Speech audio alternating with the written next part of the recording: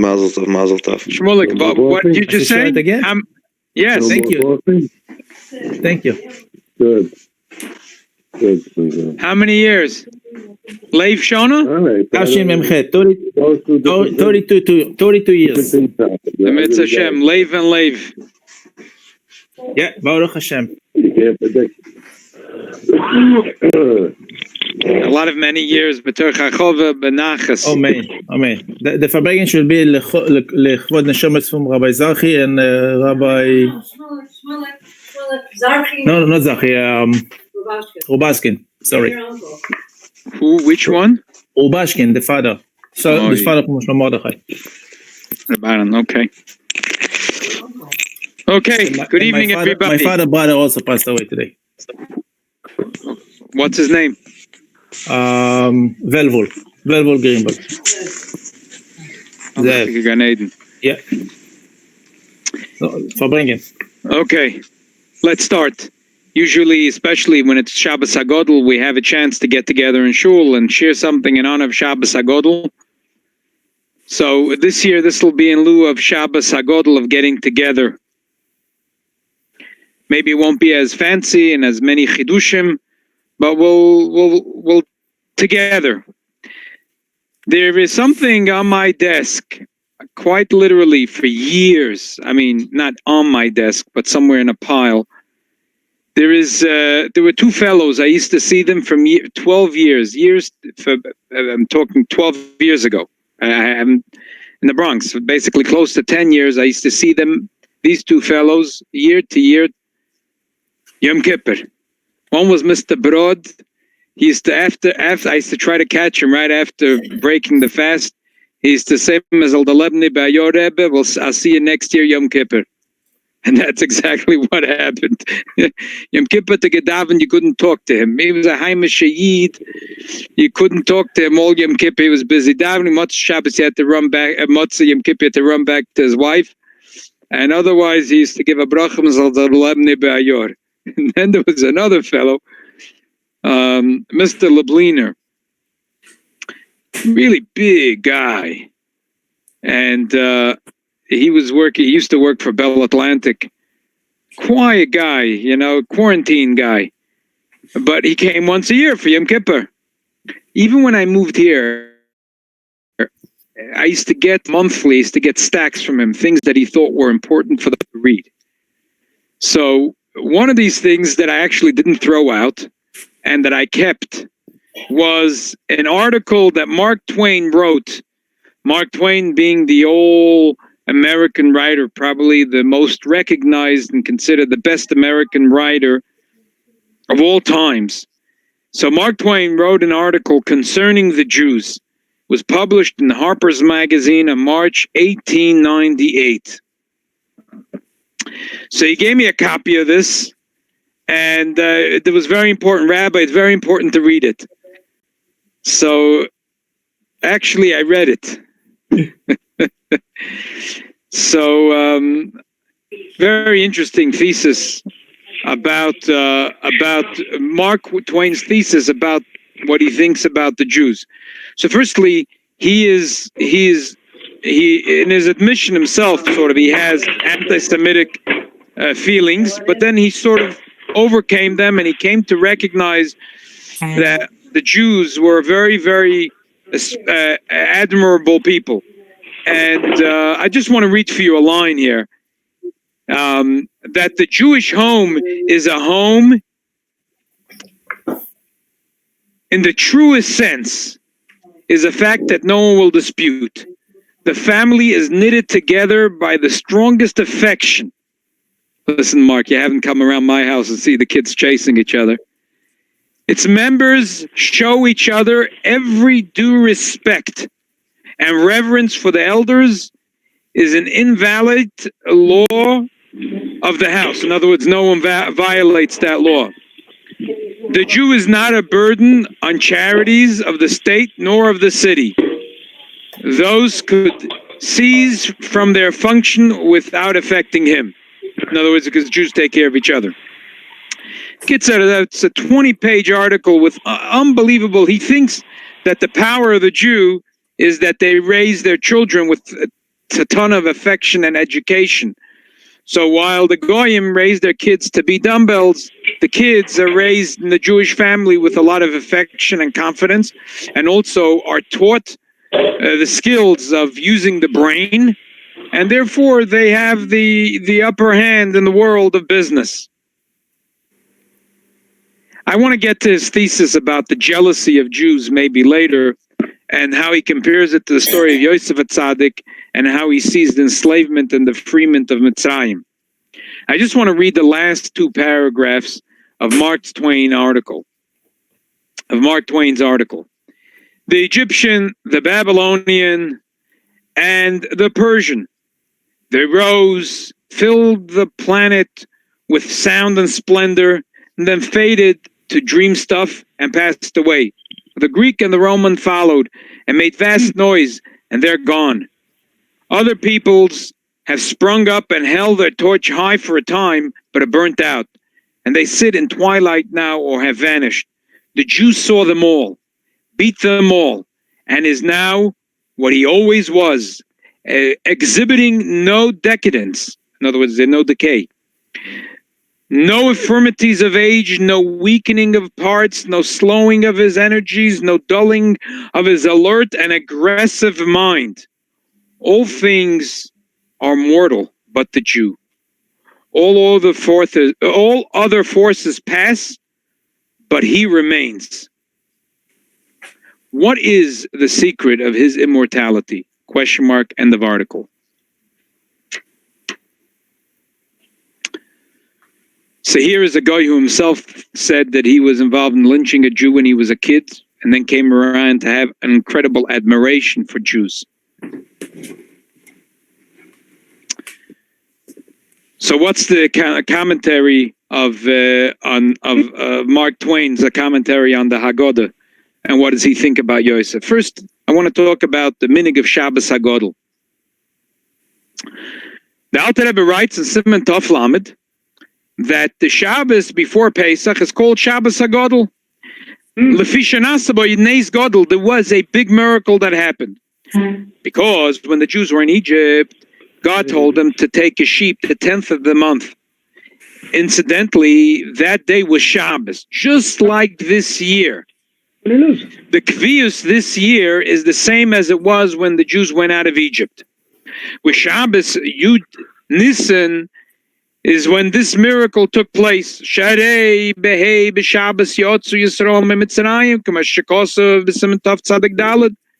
Because the 15th day of Nisan was on a Thursday, so there has to be that the 10th of Nisan was on Shabbos. So that day the Jews were told to take the lamb and to tie it to their beds. So obviously that created some commotion. You know, if a whole bunch of people are going out to the market and buying a lamb and bringing it to the garage, to the deer, to the barn, that's not a big deal. No one notices.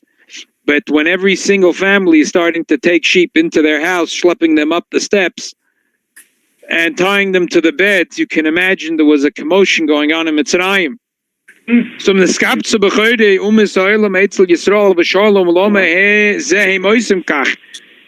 the Gentiles came and asked, what are you doing?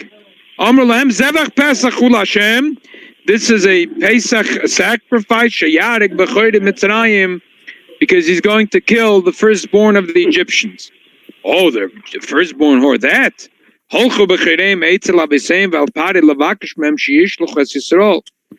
the firstborn, they went to Pare and they demanded that the Jews be released. And they also demanded their parents get involved. Pare didn't want, the elders of Egypt didn't want. And there was a civil war in Egypt.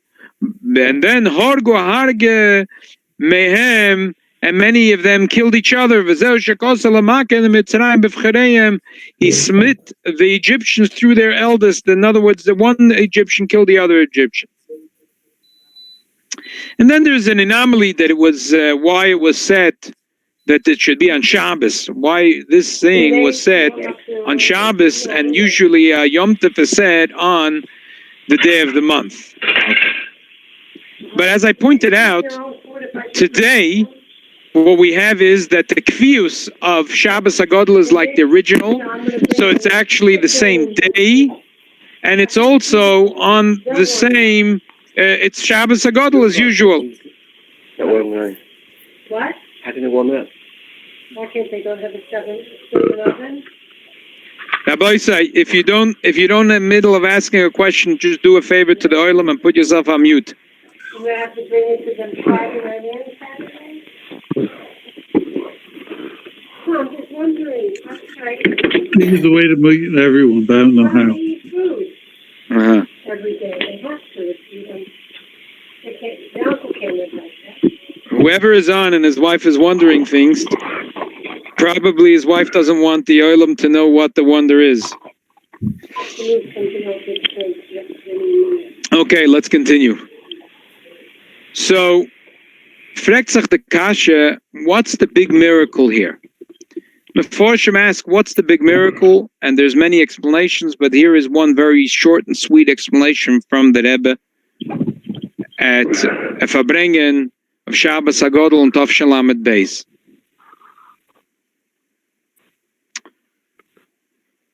Why is the Jew in the world? And more importantly, how is it that there's so much obstacles for the Jew in the world, and the Jews should not be scared and step out in the world? I last night watched. There is a terrific video that you could go on YouTube and watch, but from the Gem Videos. They published a beautiful video with collections of sichos of the Rebbe that pertain to the situation that we're having now. Very nice. One of the points that the Gem Video is trying to make is that definitely that the world is now going to turn to the Yiddelach and ask, what answer do you have? What's the answer? We have now a question. What's the answer? The governor of the state of New York announced 2 weeks ago that we will be socially separated but spiritually connected. So no doubt that the Goyim will turn to the Jews for inspiration of how to be connected. Just like Mark Twain, who admired the Jewish family and turned to the Jew as a model of how to raise children. And it's, in fact, the Rebbe, this was a very big theme in the Rebbe's Verbrengens, that every Jew is obligated to give the Rebbeinu Shalom's message to the entire world. That there's 7 mitzvahs for every man, woman, and child in this globe, and the Jews are obligated to teach it to them. So Yid will say, "Who am I? How can I face the world? And I'm going to tell the world has patience to listen to what I have to say." But the truth is that the Torah says, "Bereshit, the Eibishter created the world b'shvil HaTorah b'shvil Yisrael." And the Eibishter created the world for the Yid. When the Yid goes out to the world, the Yid can't say, "I'm going to sit in my house and just be a tzaddik and peltz, I'll be in the ghetto and not influence the world." But the Eibishter created the entire world, b'shvil Yisrael, that the Yidden should influence the world through Torah. If a Yid says, "How do I have the power to do so?"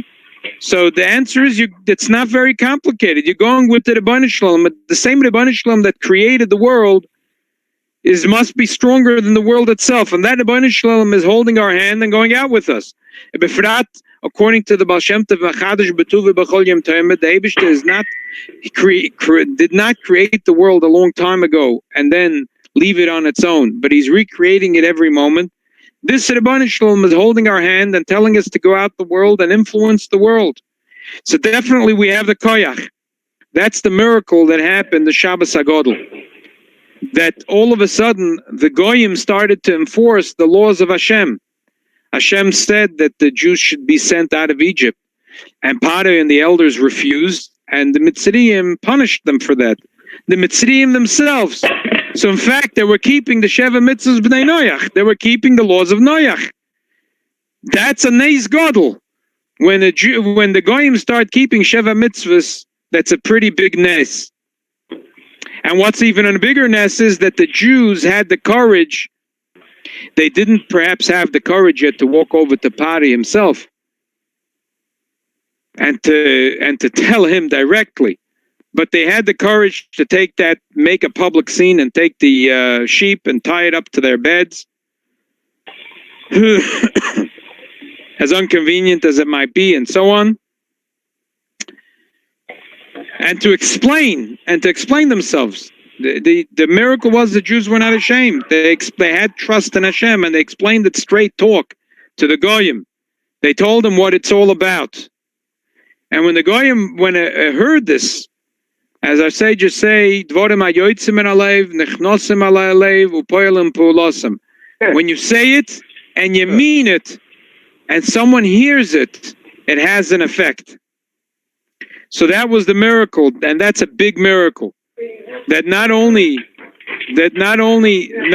were the Jews had the courage to do the right thing, but it actually influenced the Mitzrayim to go fight on behalf of the Jews to do the command of the Rebbeinu Shalom. So Mamela, we have to know at this time that this is the Neis Gadol that we need to have in our time as well. We're free these days to do so. Yesterday we spoke about an akuda that the Alter Rebbe talks about in the Shulchan Aruch. In the Shulchan Aruch, there's actually a confusion how to read the din. It says in Siman Tov Pei Zayin, and I will read it inside. It says that Ayoim Arvis Shachris and Mincha Omer Shalosh Shirishayna Shalosh Acharonis Kedusha Seyim Be'emtza. It's an abbreviated davening on Shabbos and Yom Tov.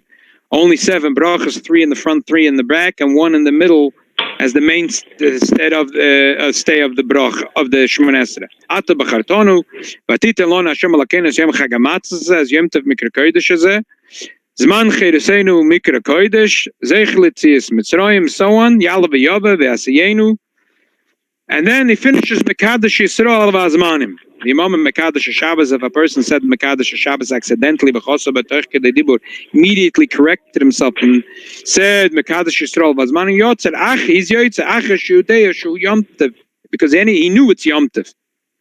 And all the Mefarshim have a very hard time understanding what relevance does it have if he knew the right thing or he didn't know the right thing. Since we've learned last week that the Gemara has a suffix, if when you make the brach, if you say the right thing or you think the wrong thing, what's the din? And the conclusion is suffix brachas lahakal. The conclusion is that you're yoitza. It doesn't matter. It's just similar to what in other words, like what we learned yesterday in Tanya, that it doesn't matter. The kavana is wrong as long as the dibur was right.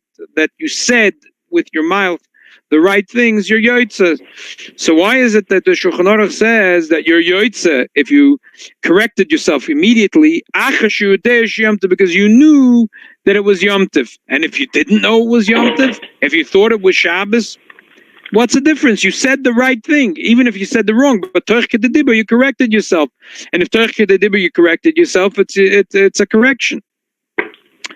So Bemis is, I noticed that that based on what the Alter Rebbe says, it's the question doesn't begin.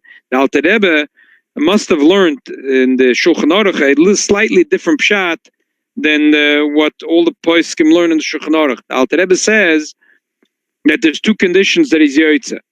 Number 1, im hiskir kedusha sayom beemtza bracha kagon she hischel beyala v'yava shemaske sham kedusha sayom l'chaim tovim u'lashalom b'yom chag hamatzos hazeh v'gam chosa mekadosh Yisrael v'azmanim. In other words, I think what the Alter Rebbe is saying, that when the Shulchan Aruch says since he knew it was Yom Tov, he was yoitza, it means since he said originally in the bracha, obviously he knew it's Yom Tov because he said b'yom chag hamatzos hazeh. It's not negate what you were thinking. It's what the Alter Rebbe is saying is it's relevant is what you were saying, not what you were thinking. What you were saying, as long as you said the right thing, that you mentioned that Yom Chag HaMatzah, plus at the end you said Mekadosh Yisrael v'azmanim. And if you erred, that within Torch Kedei Dibur you corrected it and you said Mekadosh Yisrael v'azmanim. So this circumvents all the papulim with all the agony of what the Shulchan Aruch meant. Why is it so important? If a person didn't say Mekadosh Yisrael Vazmani, didn't say Yom Chag HaMatzos, and conclude Mekadosh Yisrael Vazmanim is not Yoitze. The Alter Rebbe says all the other words, he forgot a few words, said this and that. If he said half Ata B'Chartonu, it's fine. But you have to say with your mouth the day Yom Chag HaMatzos and Mekadosh Yisrael Baruch Atah Hashem Mekadosh Yisrael Vazmanim, because that's the Nutev Matveya Shetov Chacham in this brachas. Why is it so critical that the Yid should mention Mekadosh Yisrael Vazmanim? What does these words mean? Blessed is the God who gives the power to the Jew to sanctify the times. Because this is a critical idea in our thinking. There is a mimer that we learned Yud Shvat this year. And there's a beautiful mimer from the Rebbe Tovshin Lamed Ches that he said after he had the heart attack and he was in his room and he was said through a microphone. So it was similar to what we have today, that we're not sitting together in the same room and we're connected with a hookup. The Rebbe said the very sweet mimer of Avram Zokim Baba Yomin, that the Zohar says that Avram was a man with full days, very full days. Yomin Shleimin. And the Baal Shem Tov says a person should never allow a day to pass without doing mitzvahs. The Rebbe says, what is the Baal Shem Tov saying? What do you think? That a man should let a day pass and not do mitzvahs? The Baal Shem Tov is trying to say that if you have a choice to do 10 mitzvahs a Sunday and to sit on the beach all of Monday, no, you shouldn't do that. Do 5 mitzvahs on Sunday and 5 on Monday. But Rabbi, what do you care? I'm doing the same 10 mitzvahs on Sunday. Why can't I just sit a whole day? I like to sit on the beach a whole day. What do you care? The same 10 mitzvahs. No, it doesn't work that way. The Sefer Yetzirah says there's Oshan. What's Oshan? Olam Shona Nefesh.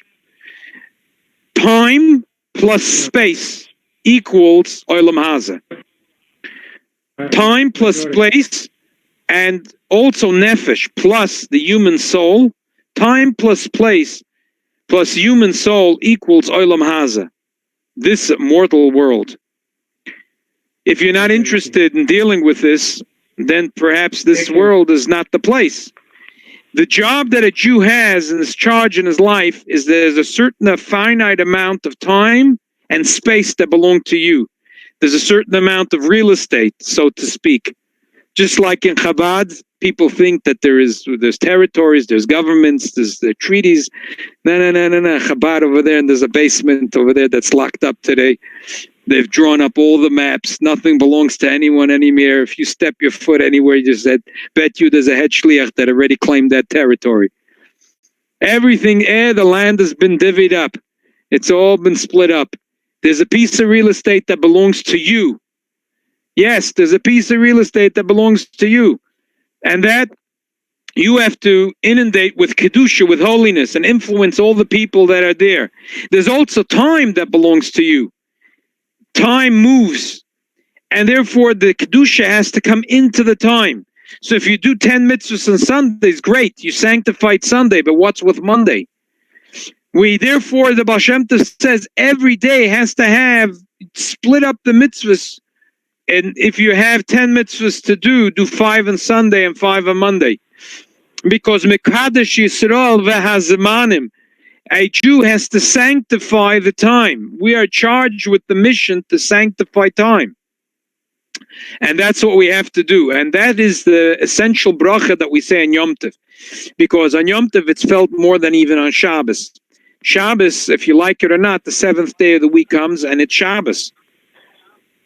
But to sanctify the holiday has to be through a Beis Din, and they sanctify the day. The Jews sanctify, and that's what we also do. We do Birchas HaChodesh, we do Kiddush Levana, and primarily Birchas HaChodesh, to commemorate this ceremony that we sanctify the new moon.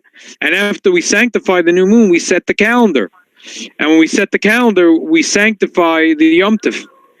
So when on Yom Tov, the biggest praise to say to God is Mekadosh Yisrael.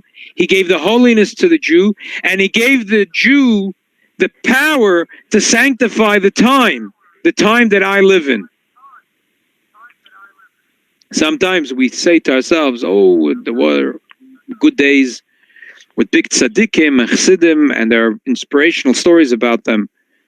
But then it's true, and they are inspirational. We have to know that this Pesach is a very important Pesach, and we are going to sanctify this time and space. And that's our job. And this Shabbos Hagada, we have to make that big miracle in ourselves, to have the courage to go out to our part of the world and conquer our part of the world, to answer the questions that the world has, and to influence the people that walk on the soil that belongs to us. They might not know it, but it's true. The Jews own the world. It's true. I had a question, Rabbi. Yes. You said that we can, if you have 10 mitzvahs to do, you can do 5 on Sunday and 5 on Monday. Yeah. But there's a question that's brought is a man doesn't know ma yulad yom. Right. If you don't know where you're going to be. So my idea would be to right. Yeah. Right. So the truth is, you have a good point. So a person should have that attitude too, and a person should grab the opportunity and do as many mitzvahs as a person could do in a day. But I guess you have to balance that also with this thought of the Baal Shem Tov, which is, don't get out of breath. If you need to relax a little bit, don't say that you're going to just chop all the mitzvahs on Sunday and then just going to go out on the beach on Monday.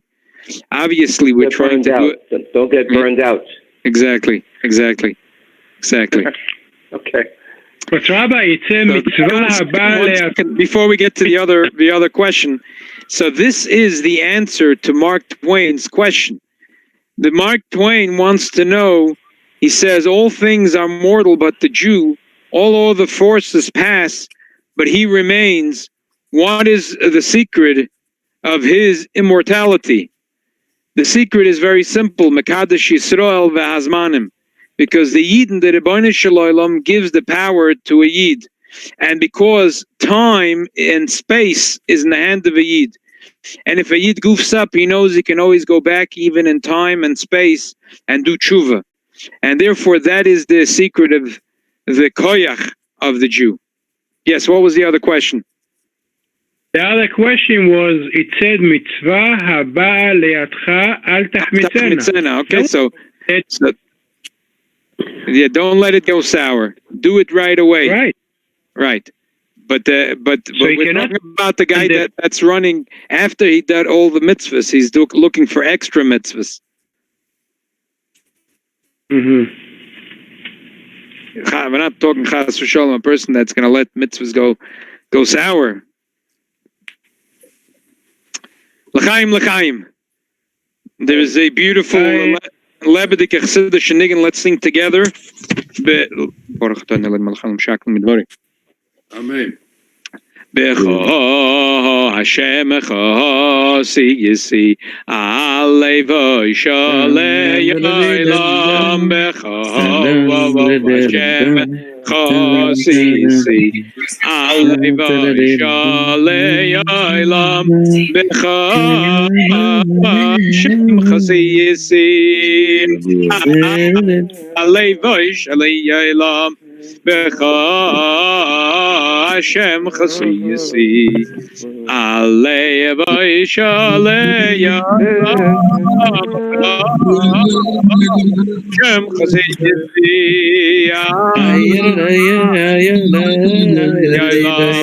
Becha Hashem Chasiyasi Alei V'Shalei was composed in honor of the 70th year of the Rebbe's birth, and this year is 70 years since the Rebbe's leadership started. Let's do the niggin. The point of the song is that Becho Hashem Chasisi, my faith is in you, Alei Voisha Loilam. I will never have busha. I will never have any embarrassment as I stand out in the world and do my thing because I trust in you, Hashem. Becha Hashem Chasi Yisi Alevoi Shalei Olam Becha Hashem Chasi Yisi Alevoi Shalei Olam Becha Hashem Chasi Yisi Alevoi Shalei Olam Lecha Hashem Kusisi Alevoi Shalei Olam. Beautiful. I had a question, Rabbi. If we're ready for bringing, should we continue? Yeah, beautiful. Okay, we'll continue. Very nice. Very nice. So, Sure. Zogt a little more of Mark Twain on the hagada. I didn't know he's such a tzaddik. I didn't say he's a tzaddik. He's not such tzaddik, but he's definitely a goy like one of those Egyptians that finally had the Neis L'chaim, that had the Neis Godel that was influenced by the Jew. He says the Jew is being legislated out of Russia. The reason is not concealed. The movement was instituted because the goy, peasant, and villagers stood no chance against his commercial abilities. He was always ready to lend money on a crop and sell vodka and other necessities of life on credit while the crop was growing. When settlement day came, he owned the crop. And the next year or year after, he owned the farm. Just like Joseph. I'm just reading one paragraph. He has a whole thesis that why the Jews ended up in Mitzrayim. Joseph was a little too loyal to Paroi. His business was a little too good. He gave Helachem Zera. He instituted so much good taxation for Paroi, but then there was, in his view, not our view, the root cause of anti-Semitism, the envy of the Jewish ability, the envy of a Jew to run clean and honest business. Because contrary to the popular view, he says that business doesn't happen if there's no honesty. And because Jews trust each other and also are trusted, therefore people could do business with them. He brings a case in point. He says what happened in Europe when this famous count who was running away and disappeared for 30 years, that Haitian Duke was obligated to flee his country. Anyway, he talks all this about his associations with George Washington and so on. He was in a hurry and had to leave his earnings behind, a huge sum. He had to risk the money with someone. He did not select a goy, but a Jew. A Jew only modest means, but of high character. A character so high, it left him lonesome. Rothschild of Frankfurt. 30 years later, when Europe has become quiet and safe again, the Duke came back from overseas and the Jew returned the loan with interest added. So, was it a mistake on Yosef's part, or was it not a mistake on Yosef's part? So, we spoke last night about the Lashon of the beginning of the hagada. The language is Holach Ma'anya. This is the bread of affliction. But how could you say this is the bread of affliction? And we answered it yesterday. We spoke about it yesterday. But that's not the Nusach Chabad. The Nusach Chabad is Hey Lochem Zeh. Exactly. Hey Lachmana. Hey man. Hey Lachmanya. Here is Lachmanya, which that's fine. This Hey Lachmanya. But why do we say Hey Lachmanya? Because Brother and Darizal, that we're trying to rectify the mistake that Yosef HaTzadik did with the Egyptians when he said, Hey Lachem Zera. Not only did he give them crop, but he also instituted that they all should go through Abby, I love you. They all Come did. here. I want to give you our biggest hug in the world. Shalom Aleichem. Thank you very much. So, Paro told his people, listen, you have no choice. You have to listen to Yosef. And Yosef demanded they have circumcision. He gave them too much spiritual power. So the question is, what did he do wrong? What did he do wrong? Also by Yosef, by Moshe Rabbeinu, with the aid of Rav, they took him out of Egypt, and God said, Shichas amcha she'eleisem mitzrayim. You took him out. You never asked me permission. Yosef too didn't ask. It was too much. He gave them too much. How? How did he do it? He sort of did a quasi-conversion for them without them having a full conversion. So they got too much power of Kedusha. There is a Sicha Chelak Aleph, a terrific Sicha from the Rebbe. The Rebbe says a story that there was once a gathering of Rabbonim. And the Rebbe Rashab was there, and the Frierdiker Rebbe was there. And someone said to the Frierdiker Rebbe, why are you so particular about your methods of kiruv? There's a fire going on in the Jewish nation. How do you care if there's a fire going on in a house? Would you care if the water that they're throwing on the fire to extinguish the fire, if the water is red or purple, if it's clean or dirty?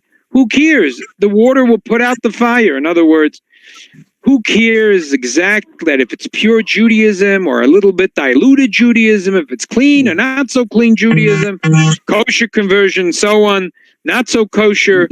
The main thing is that the Rahman al-Islam Jews we're losing Jews in droves. So if we could, do things to bring them back to the fold, so even if the waters are not so clean, it's good enough. The Frierdiker Rebbe said, yes, fine. Great analogy.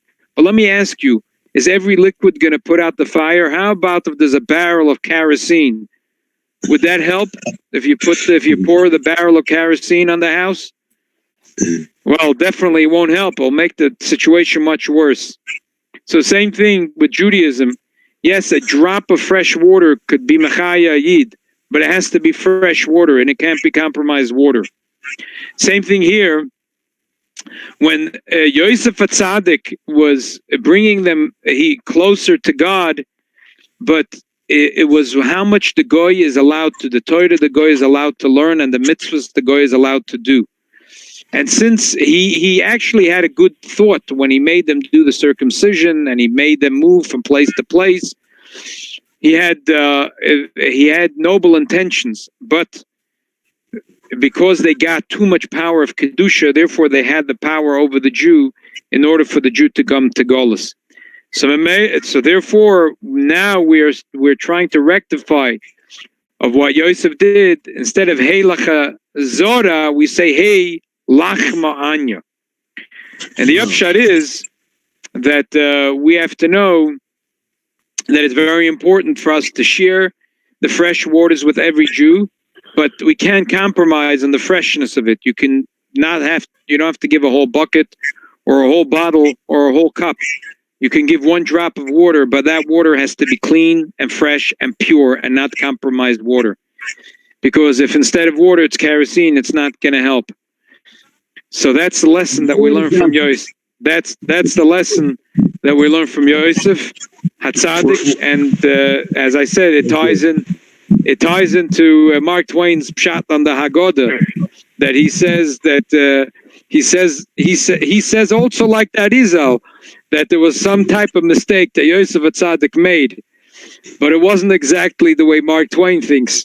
It was a little off. It's a little off to what Mark Twain thinks. But Shalom Aleichem. That every one of us should take the two lessons that we had tonight in the Agoda, and that we have to have the courage, just like the Yidden in the Shabbos Hagodol, and the courage to tell the world around us what we're doing, how we're serving the Rebbeinu Shalom, and these words Dvarim HaYotzim Alev will go out and will affect them. And amidst Hashem, with this Mekadosh Yisrael, that the Jews will use their power to bring Kedusha not only to every space of the world, since God had spread the Jews out the world, that they should occupy every space, but also every time in this world. every time, there's different times in this world. There's times of plenty and there's times of less. And then there is times like today when the whole world is dealing with COVID-19. And now it's a special time for the Yid to feel this time with Kedusha. And the Eibusha should help that this should be the final knack. This should be the final makeh bepatish, the final bang on the material, on this job that the Klal Yisrael together collectively are doing for close to 2,000 years to preparing this world l'tak and erlam b'malchus shin daled yud, and we should be zoicha to be a Mashiach tzedkenu and v'sham noichel min azvachim min absachim. We shouldn't there shouldn't be any question what's on the menu for the Seder night. What's on the menu for the Seder night? Lamb and matzah. L'chaim. Rabbi? Yes. Question. Hey lach ma'anya. What does hey mean? Once, hey is please take. Hey is like they say in Yiddish, nadich. Nadich a shtickle matzah. Here, have a piece of matzah. I see. Rabbi, this year we have a Eruv, right? Eruv Tashilin? Yes, remember.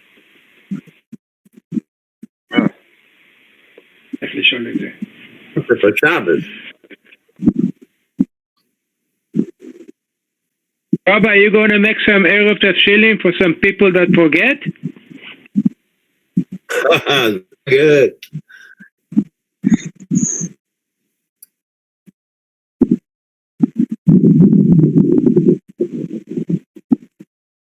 Rabbi, are you there?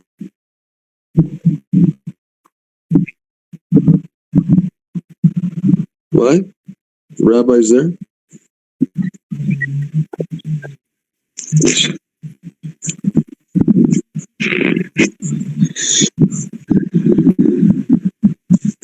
Rabbi, if you can hear us, maybe just hang up and call back or out and back in.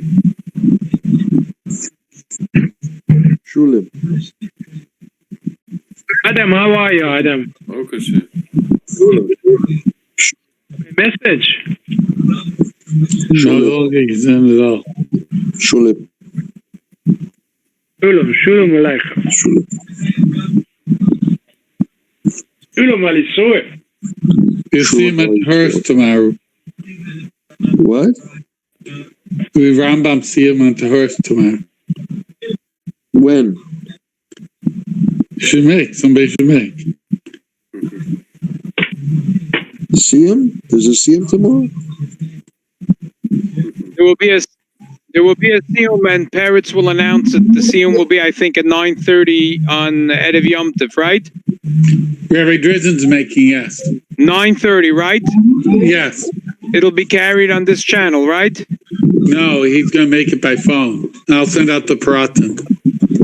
Mm-hmm. Okay. By phone? Why not do it this way? Yeah, why not? Yeah, We should do it this way. We should be able to see him. We should be able to see him. Dr. Rabbi Drizzen, then. Okay. I mean, it's not that difficult. He has a smartphone also. Mm-hmm. So. Yeah. Right, the Eruv Tashilin. Yeah.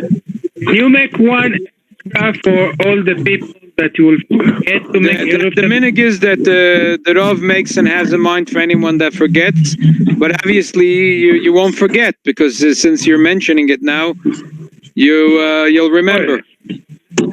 It's not only for me. A lot of people too busy with what's happening, they can forget. People call me and ask me. Yeah. Okay. תבוא עליך ברכה, מהשם גיל יהיו אריכות ימים, רפואה שלמה, Amen. פרנסה טובה. Thank you so much beautiful brachas for everyone in Beis Menachem Mendel, all Klal Yisrael, and Befrat Shmulik, that tonight is 32 years of his anniversary. Mazel. Mazel tov. Mazel tov. L'chaim.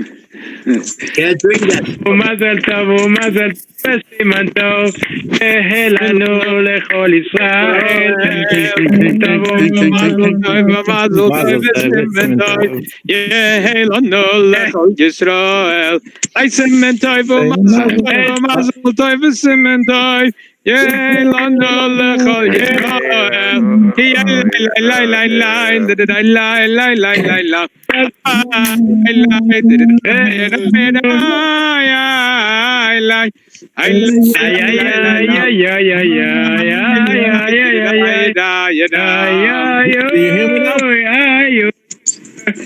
Everybody hear me? Yeah. Yep. So, two things. Tomorrow morning after the show, could we make a Siyum Rambam? Terrific. Sure. We're finishing Mikvos. We finished McVoth and starting the Zekin, yeah. Good. Shmulek, you'll make it. Bezat Hashem, okay. And why we say Ha Lachma? Why don't we say Ha Matzah Anya? Bnei Israel ate matzah when they went out from Mitzrayim. We don't want to use the word lechem in Pesach.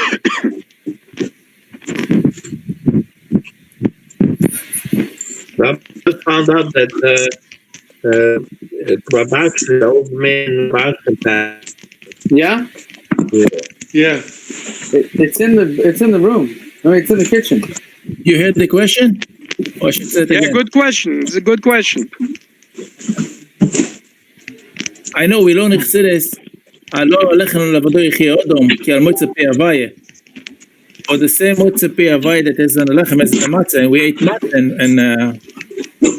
and Pesach. The mitzvah is Chag HaMatzos.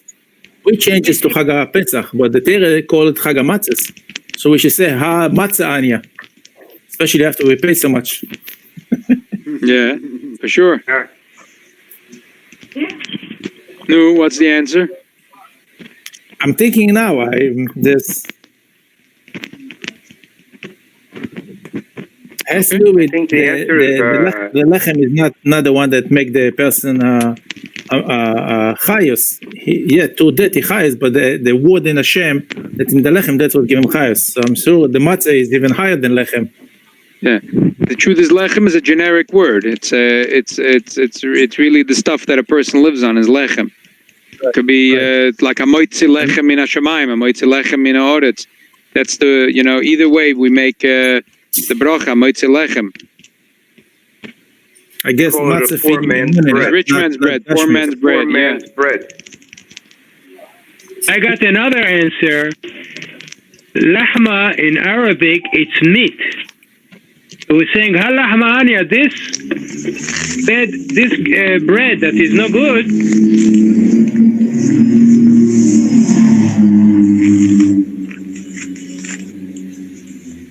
Rabbi Zar, we heard half of what you said. You heard? No. Okay, so I say it again. No good. I say it again. The word lahma in Arabic, it's meat. So we're saying halahma anya, this meat that look like no good bread is going to be like a good meat. You're going to enjoy it. Everything going to be good. Amen v'amen. Amen v'amen. I don't buy it. We should have good lamb chops, Metz Hashem. Ilo, Itziyanu, Mimitzrayim, Velo Yosava, Otim Dayenu,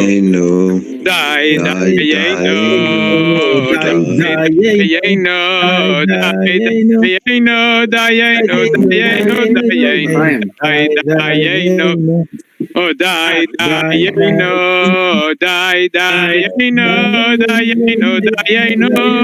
Allah kama v'chama toivach kulam kulas l'makam aleinu Allah kama v'chama toivach kulam kulas l'makam aleinu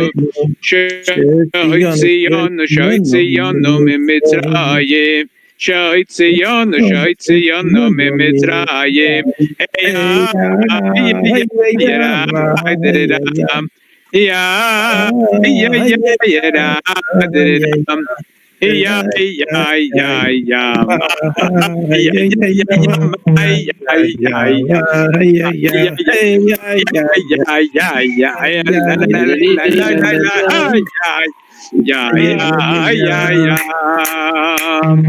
Okay, we should have a kosher Freilichem Pesach.